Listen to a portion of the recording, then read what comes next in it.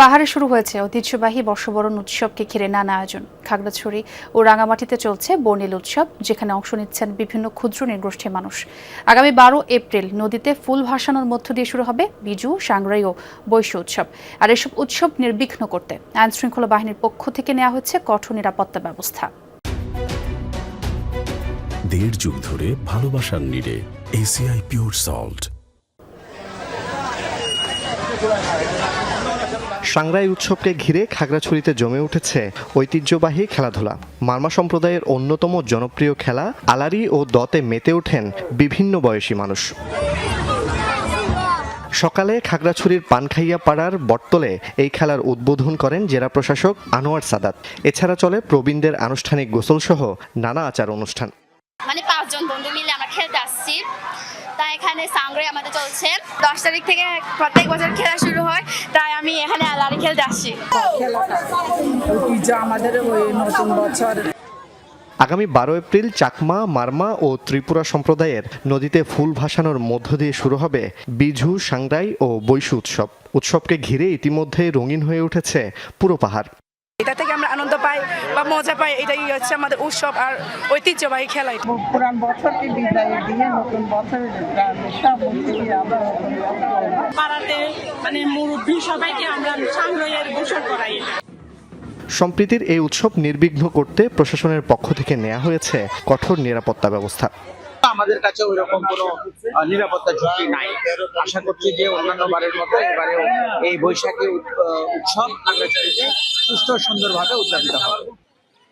এদিকে রাঙামাটিতে কালচারাল ইনস্টিটিউটে শুরু হওয়া 5 দিনব্যাপী মেলা ও বিভিন্ন অনুষ্ঠান শেষ হবে আগামীকাল। অন্যদিকে গতকাল থেকে দ্বিতীয় দফা বিজু উদযাপন পরিষদের আয়োজনে শুরু হয়েছে 4 দিনব্যাপী অনুষ্ঠানমালা, যা আগামী 12 তারিখ শেষ হবে।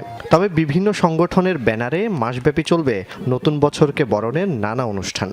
সম্প্রীতির বন্ধনে আমরা আবদ্ধ হই, এটাই হলো আমাদের প্রত্যাশা। আমরা যাতে সবাই মিলেমিশে সুখে শান্তিতে থাকতে পারি। সহযোগিতাপূর্ণ আন্তরিক মনোভাব নিয়ে আমরা একে অপরের সাথে মিলেমিশে কাজ করব, এটাই আমরা আশা।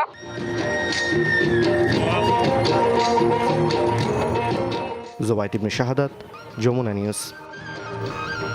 খাগড়াছড়িতে মারমা সম্প্রদায়ের সাংগ্রাই উৎসব উপলক্ষে চলছে ঐতিহ্যবাহী দ এবং আলারি খেলা।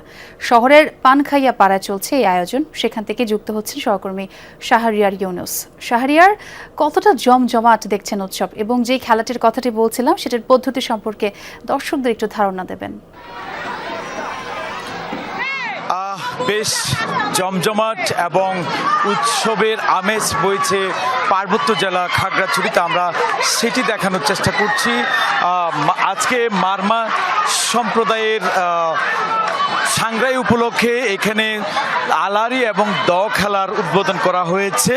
বলে রাখি, আলারি এবং দ খেলা, এই দুটি খেলা হচ্ছে মারমা সম্প্রদায়ের ঐতিহ্যবাহী খেলা। এটি খুব প্রাচীন কাল থেকেই এই খেলাধুলো হয়ে আসছে। বছরে শেষের দিকে, অর্থাৎ নতুন বছরের আগমন, পুরাতন বছরের বিদায়, এই ঠিক সময়ের মাঝামাঝিতে এই খেলাধুলার আয়োজন করা হয়ে থাকে। আমি আপনাকে দেখানোর চেষ্টা করছি পানখায়াপাড়া এলাকার বটতল এলাকায় এখানে কতটা উৎসব মুখর হয়ে আছে পুরো এই এলাকাটি। এবং দেখতে পাচ্ছেন এখানে বিভিন্ন বয়সী ছেলে মেয়েরা খেলাধুলায় মেতেছে এবং এই খেলাধুলায় তারা তাদের ঐতিহ্য, কৃষ্টি, সংস্কৃতি ফুটিয়ে তুলে, সেটা আমরা দেখতে পাচ্ছি। এখানে দেখতে পাচ্ছেন মারমা সম্প্রদায়ের ছেলে মেয়েরা এই আলারি এবং দ খেলায় মেতেছে। আমি এই খেলার একটি বিশেষ নিয়ম আছে, পদ্ধতি আছে, আমি আপনাকে একটু দেখানোর চেষ্টা করছি।